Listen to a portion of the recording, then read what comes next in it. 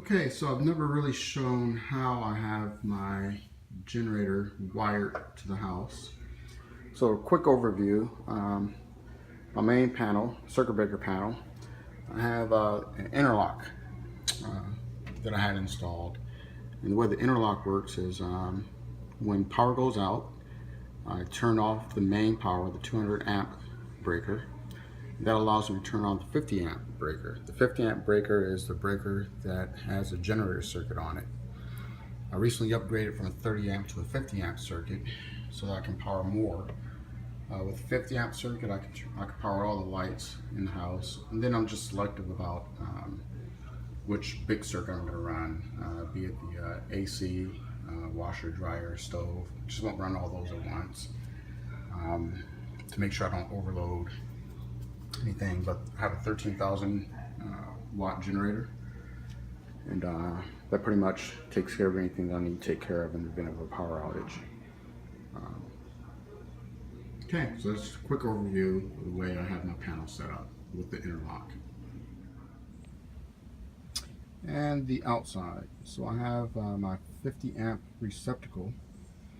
So I bought this one, and the receptacle plugs in on the bottom. As you can see it, I have the cord plugged in now. I plugged it in now because Hurricane Irma was headed this way.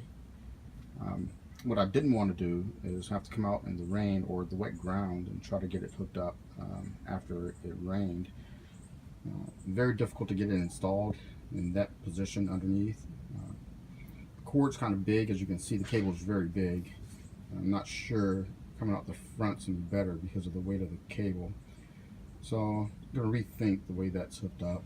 See if I can find something a little different.